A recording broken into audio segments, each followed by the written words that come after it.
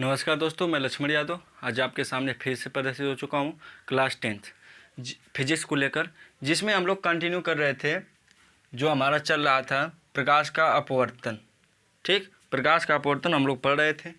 अपवर्तन में हम लोग अपवर्तन के नियम, अपवर्तनांक और स्नेल के नियम और स्नेल के नियम कैसे लगाया जाए, तो इतना तक अध्ययन कर चुके हैं। आज हम लोग जो आज अध्ययन करेंगे, जो आपतन कोण है, अपवर्तन कोण है तथा विचलन कोण है, इनमें संबंध के बारे में सोचेंगे, देखेंगे। सबसे पहली बात, इसमें कुछ नया दिखाई दे रहा होगा आप लोग को। विचलन कोण, आपतन कोण के बारे में नाम सुने थे, अपवर्तन कोण के बारे में देखे भी थे। अब बीच में यह विचलन कोण, ये कहाँ से कोण आ गया, तो इसके बारे में देखो। जैसे हम लोग पढ़े थे, माध्यम कोई एक है और यह माध्यम कोई दो है। ठीक, माध्यम एक से कोई प्रकाश किरण माध्यम एक में कोई प्रकाश के मन का करे आ रही, देखो यह आ रही, आने दो, अभिलंब खींचते थे, कोई तकलीफ नहीं। यह प्रकाश किरण जाना चाहिए इसको इधर। अगर मान लो यह सघन होता है, क्या होता है सघन, और यह क्या होता है विरल। कल बताया था, यदि प्रकाश किरण सघन से विरल में जाएगी तो अभिलंब से क्या करेगी, दूर हटती थी, दूर हटती थी। तो यह कोण हमारा आई था और यह कोण हमारा क्या होगा आर, क्या होगा आर। ठीक, यह कोण हमारा क्या होगा आर। अब विचलन कोण इसमें से क्या होगा, एक कोण यहाँ पर एक और बनता हुआ दिखाई दे रहा होगा। जो किरण पढ़े जा रही थी उसको वहाँ जाना चाहिए, वहाँ न जाकर अपने मार्ग से विचलित हो जा रही थी। जो हाथ जितना विचलित हो रही थी वह कोण क्या है, विचलन कोण। विचलन कोण को प्रदर्शित करते हैं इस चीज़ से। इस यह जो कोण है जहाँ से विचलित हुई है जो प्रकाश किरण, उनके बीच का जो कोण बना है वह विचलन कोण होगा। यह आपतन कोण गया या विचलन कोण, इनके बीच संबंध होता है विचलन कोण बराबर आई डिफरेंशियल आर। इसका मतलब है अंतर, अंतर या घटाना ही, मतलब घटाना ही है, लेकिन अंतर है। जो बड़ा होगा उसमें से घटाएंगे, बड़ा में से छोटा को घटाएंगे, इसी का मतलब है। अगर आई बड़ा होगा तो आर को घटाएंगे, आर बड़ा होगा तो आई को घटाएंगे। मतलब विचलन कोण हमेशा प्लस में आना चाहिए, माइनस में नहीं, अंतर जिसको कहते हैं। ठीक, आई विचलन कोण क्या होगा आर। बात यह है कि कब आई बड़ा होगा कब आर बड़ा होगा, इसकी बात है। देखो बताया था कल मैं, जब विचलन कोण, जब प्रकाश किरण सघन से विरल में जाती है तो अभिलंब से दूर उठती है, यानी यहाँ पर आर बड़ा होता है किससे, आई से। आर बड़ा होते हैं आई से, तब यहाँ पर फार्मूला होगा सघन, जब सघन से विरल में जाएगी तो उसके लिए फार्मूला होगा आर माइनस आई। किसके लिए, जब सघन से विरल में जाएगी। जब विरल से सघन में जाएगी तो तब उस समय आई बड़ा होता था किससे, आर से, तब यहाँ पर फार्मूला होगा आई माइनस आर। ठीक, इस बात को नोट करना। सघन से कहाँ जाए भैया, विरल में, तब विचलन कोण का फार्मूला ये लगेगा। जब विरल से भैया कहाँ जाए, सघन में, तब उसके लिए फार्मूला क्या लगेगा, ये वाला। तो इस बात को नोट कर लो, कौन सा फार्मूला कहाँ प्रयोग किया जाएगा सघन के लिए, और यह संबंध जो है संबंध के, इसको भी नोट कर लो। अब इसके बाद हम कुछ इस पर सवाल देखेंगे। जो सवाल हमारे सामने है इसको भी नोट कर लेना। पहले सबसे पहले इसको नोट कर लो, फिर एक एक तरीके से सवाल को समझेंगे। ठीक है, नोट करो, जल्दी से नोट करो।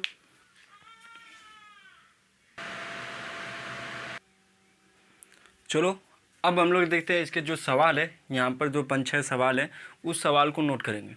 जो अब फार्मूला था उसी फार्मूले के बेस पर कुछ सवाल को हल करा जाएगा। तो ठीक है, तो सवाल देखो। सवाल नंबर 1 है, यदि प्रकाश किरण सघन से कहाँ जा रही है, विरल में, तो मान लो यह कोई माध्यम 1 है, माध्यम 1 है और यह माध्यम 2 है। यह माध्यम हमारा दे दिया है क्या, सघन, और यह माध्यम कर रहा है विरल। कहाँ से कहाँ कर रहा है, प्रकाश के सघन से विरल में, यानी यह प्रकाश के देखो सघन में मन मन मन मन मन मन मन मन मन मन मन आई, अब कहाँ घुसना चाहेगी, विरल में। जैसे ही विरल में घुसेगी तुरंत हमारे दिमाग में दौड़ना चाहिए कि विरल में जाने वाली प्रकाश के अभिलंब से दूर हटती है, दूर हटती है, यानी इसको आना चाहिए इधर, इधर ना अगर अभिलंब से क्या होगी, दूर हटेगी। तो यहाँ पर जो है आर बराबर क्या होगा, ये हो गया हमारा आई और ये भैया साहब हो गए आर। तो यहाँ पर जो आर होगा हमारा बड़ा किससे, आई से। तब यहाँ पर जो विचलन कोण थीटा होगा ये वाला, इसको निकालने के लिए फार्मूला देखो, जब सघन से कहाँ जा रही है, विरल में, तो ये विचलन कोण के लिए फार्मूला यह उपयोग करेंगे। आप देखो, जब प्रकाश किरण सवाल पाओ, जब सघन से कहाँ जा रही है, विरल माध्यम में प्रवेश करते, प्रवेश हो गई, तो उसका आपतन कोण यानी आपतन कोण I बराबर दे रखा है, क्वेश्चन नंबर 1 है, नंबर 1 I बराबर दे रखा है कितना अंश, 30 अंश, तथा अपवर्तन कोण यानी R बराबर दे रखा है कितना, 60 अंश। तो विचलन कोण क्या होगा, विचलन कोण पूछ रहा है, तब यहाँ पर फार्मूला होगा विचलन कोण बराबर ये वाला, सघन से विरल में जाएगा तो ये विरल सघन में जाएगा। तो डिटेल से अभी कुछ देर पहले बताया, अच्छे से समझो, वहाँ पर जाओ एकदम आराम से, कोई तकलीफ ना। तब यहाँ पर R माइनस I, R कितना भैया 60, I कितना भैया 30, तो विचलन कोण कितना आ जाएगा भैया 30 अंश, कितना आ जाएगा 30 अंश। ये बताओ कोई दिक्कत, आराम से फार्मूला देखो, जब सघन से विरल में जाएगा तो ये फार्मूला, जब विरल से सघन में जाएगा तो ये फार्मूला। ठीक, क्वेश्चन नंबर 1 कोई दिक्कत। अब आगे हम लोग देखते हैं दूसरा नंबर क्वेश्चन, दूसरा नंबर ए, यदि विचलन कोण 30 अंश है, साफ की सीधी बात। दूसरा नंबर विचलन कोण दे रखा है कितना अंश भैया 30 अंश, तथा आपतन कोण 50 अंश, आपतन कोण मतलब I बराबर दे रखा है कितना 50 अंश। तो अपवर्तक कोण कितना होगा, अपवर्तक कोण यानी R बराबर भैया पूछ रहा है कितना होगा। फिर क्या करा है, जबकि प्रकाश किरण विरल से सघन में जाए, जबकि प्रकाश किरण विरल से कहाँ भेज रहा है भैया, सघन में, यानी विरल से सघन में भेज रहा है, तो फार्मूला कौन होगा, ये वाला। तब फार्मूला होगा डेल्टा बराबर I माइनस R, विचलन कोण बराबर दे रखा है 30 अंश, I बराबर दे रखा है 50 अंश, माइनस R बराबर पूछ रहा है। तो यहाँ पर यह जो है भेजेंगे इधर, प्लस में माइनस में होगा, तो R बराबर -50 प्लस 30, घटाओगे यह माइनस R यानी -20। ओहो कट गवा, मर गया बेचारा, तो बचा 20 अंश। R बराबर कितना आ गया 20 अंश। ठीक, R बराबर कितना हुआ 20 अंश। बस कॉन्सेप्ट समझो, सघन से विरल में जाएगी तो कौन फार्मूला, विरल से सघन में जाएगा तो कौन सा फार्मूला, कॉन्सेप्ट समझो, आराम से एकदम चूरन मक्खन की तरह सवाल करोगे, बहुत एकदम हलवा है, हलवा जिसको कहेंगे, एकदम चूरन की तरह सवाल लगाओगे। 2 सवाल किए, नोट करो। फिर तीसरा हम लोग देखते हैं, जल्दी नोट करो। चलो अब तीसरा नंबर देखते हैं। तीसरा नंबर सवाल हमारा क्या है, देखो, यदि प्रकाश किरण जल से कांच में जा रही है, यानी जल से कहाँ भैया जाने के लिए कह रहा है, कांच में, जल से कहाँ जा रही है, कांच में। यदि प्रकाश किरण जल से कांच में जा रही है तो उसका आपतन कोण, आपतन कोण मतलब I बराबर कितना अंश है 30 अंश, 30 अंश, तथा अपवर्तक कोण 60 अंश, यानी R बराबर कितना हो गया भैया 60 अंश। तो जल के सापेक्ष कांच का अपवर्तनांक, मैं पहले बताया जिसका अपवर्तनांक लिखना तो उसको पहले, यानी N, कांच मतलब G ग्लास, अंग्रेजी होगी ग्लास, GLASS, और इसकी अंग्रेजी वाटर, टमाटर भी ना मांगला वाट, सुने हो ना, हाँ सुनो इधर तो सुनो, कांच ग्लास वाटर। मैं यह बताया तो अपवर्तनांक लिखना एकदम मक्खन की तरह, चूरन की तरह समझाया था कि अपवर्तनांक को कैसे लिखा जाता है, कैसे, जिसका अपवर्तनांक उसको पहले, किसका अपवर्तनांक, कांच का अपवर्तनांक यानी G ग्लास पहले, किसके सापेक्ष, जल यानी W बाद में। यही पूछ रहा है, कांच के सापेक्ष, कांच का अपवर्तनांक जल के सापेक्ष क्या होगा। उसके लिए देखो, हमको I और R पता चल गया, विचलन कोण से कोई मतलब नहीं, हमको स्नेल का नियम याद है, वैसे कर लेते हैं। देखो स्नेल का नियम क्या होता है, sin I बटे sin R बराबर N, यही होता है। अब बात यह है कि यहाँ पर जो है कैसे लिखा जाएगा, मैं पहले बता चुका हूँ, जल से कहाँ जा रही भैया प्रकाश किरण, कांच में, जिसमें पहले जाती है उसको पहले लिखा जाता है, यानी यह प्रकाश के मन गई, कहाँ जाएगी, कांच में, कांच में जाएगी, तो जिसमें जाती है उसको पहले लिखते हैं, यानी G, कहाँ से जाएगी W। देखो यही तो करा, यदि प्रकाश के जल से कांच में जा रही, जिसमें पहले जाती है उसको पहले लिखो, जहाँ से जा रही है उसको नहीं लिखना है, जिसमें जा रही है उसको पहले लिखना है। यानी कांच में जा रही है, कहाँ से, W से, ठीक। G में पहले जाएगी, फिर प्रवेश तो कर रही है हमारा जली में, लेकिन जहाँ जा रही है उसको हमको पहले लिखना है, इस बात को नोट रखना, ठीक। अब देखो साइन I का मान कितना है, I बराबर कितना है 30 अंश, यानी साइन 30 अंश। R बराबर कितना है 60 अंश। NGW, यही NGW तो पूछ ही रहा है, कोई दिक्कत, NGW तो पूछ ही रहा है भैया, वही तो हमारा है। बताओ साइन 30 अंश का मान कितना होता है 1/2, साइन 60 अंश का मान कितना होता है √3/2, या बराबर NGW। आप करोगे तो 2 ऊपर चला जाएगा, यह होगा 2√3 बराबर NGW आंसर। देखो पीछे वाले थोड़ा सा कॉन्सेप्ट समझे रहोगे तो आगे वाला कॉन्सेप्ट अपने आप कर लोगे। थोड़ा सा यहाँ जो है दिमाग लगाना था, ये अभी प्रैक्टिस करोगे तो ये आदत बन जाएगी, एकदम मक्खन की तरह, चूरन की तरह आराम से कर लोगे, ठीक। प्रैक्टिस करोगे तब, ठीक है। नोट करो। अब 4 नंबर देखते हैं हम लोग, 4 नंबर में क्या तकलीफ है, जल्दी हल करो, नोट करो भैया। चलो अब जो है हम लोग क्वेश्चन नंबर 4 को देखते हैं। क्वेश्चन नंबर 4 तुम्हारे सामने, देखो कॉन्सेप्ट समझो रहो, जैसे जैसे करा वैसे वैसे करो, जैसे जैसे सवाल बोल रहा है वैसे वैसे तुम चलते रहो, इसके बाद अपने आप आ जाएगा। सवाल इस तरह कर रहा है तो इस तरह चलो, सवाल इस तरह कर रहा है तो इस तरह चलो, सवाल इस तरह कर रहा है इस तरह करो, जैसे सवाल कहेगा वैसे करना। नाचने के लिए कहेगा नाचो। पहली बात डायग्राम, कॉन्सेप्ट, इन सभी को क्लियर कर लोगे। जो कॉन्सेप्ट है एकदम जो पैटर्न के साथ बताए थे वह पैटर्न पकड़ लोगे तो सवाल आराम से करो। देखो पैटर्न पकड़ो, क्या करा, यदि प्रकाश किरण सघन से विरल में जा रही है, देखो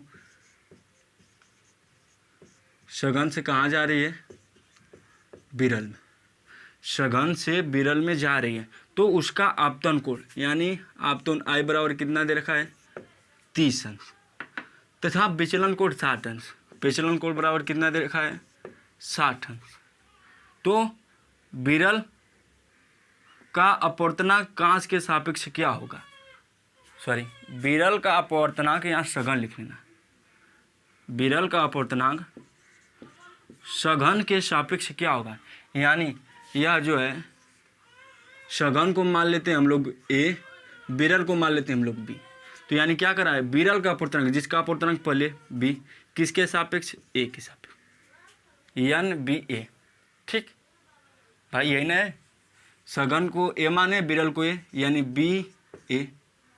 कोई दिक्कत। आप देखो सबसे पहली बात साइन I बटे साइन R तो हम लगा सकते हैं बराबर N, जिसमें पहले जाएगी B पहले फिर A लिख देंगे, लेकिन R तो हमको गणना करना पड़ेगा भैया। यहाँ पर R दिया नहीं, R दिया रहता तो आराम से कर लेते हैं। R देखो यहाँ पर निकालना पड़ेगा, R बराबर निकालना पड़ेगा। तो ये बताओ सघन से विरल में जाए तो फार्मूला कौन सा लगेगा, ये वाला, यानी विचलन कोण बराबर R माइनस I। I बराबर कितना भैया, विचलन कोण बराबर 60 अंश। R पूछ ही रहा है, I बराबर कितना दे दिया है 30 अंश, इधर माइनस इधर है प्लस, R बराबर 90 डिग्री हो जाएगा। अब यहाँ पर रखो साइन I का मान 30 अंश, R का मान 90 अंश, ठीक, NBA कर लोगे। अब देखो साइन 30 का मान 1/2, साइन 90 अंश का मान कितना होता है भैया, साइन 90 अंश का मान कितना होता है, देखो साइन कास का उल्टा होता है, साइन 0 अंश का, कास 0 का मान कितना होता है 1, कास 0 का मान कितना होता है 1, तो साइन 90 कास 90 का मान कितना होगा 0, सॉरी साइन कास 0 अंश का मान होता है 1, तो कास 90 अंश का मान कितना होगा -1, तो साइन 90 अंश का मान कितना होगा बताओ। अब हमको भी क्लियर पता नहीं है, जो भी मान हो उसको साइन 90 अंश का मान लिख लेना। हमारे हिसाब से साइन 90 अंश का मान होता है 0, तो ये सभी बच्चे हमारे क्या हो जाएंगे NBA बराबर अनंत, जो भी उसको क्लियर कर लेना साइन 90 अंश का मान, ठीक। अब हम लोग 5वां नंबर सवाल देखते हैं। 5वां नंबर क्या है, इसको जल्दी से नोट करो, यह जो चीज़ है इस चीज़ को जल्दी से नोट करो। नोट करो। तब हम लोग 5वां नंबर सवाल देखते हैं। ठीक, साइन 90 का मान जो है क्लियर कर लेना कि साइन 90 का मान कितना होता है। शायद हमको 0 पता होगा, चाहे जो भी हो क्लियर कर लेना। ठीक, अब देखो 5वां नंबर क्वेश्चन क्या है, यदि प्रकाश किरण कांच से कहाँ जा रही है, जल में, यानी कोई प्रकाश किरण है कांच से कहाँ घुस रही है, जल में। कांच से कहाँ घुस रही है भैया, जल में जा रही है, तो उसका आपतन कोण यानी आई बराबर दे रखा है कितना अंश, 30 अंश। अपवर्तन कोण कितना दे रखा है भैया, आर बराबर 45 अंश।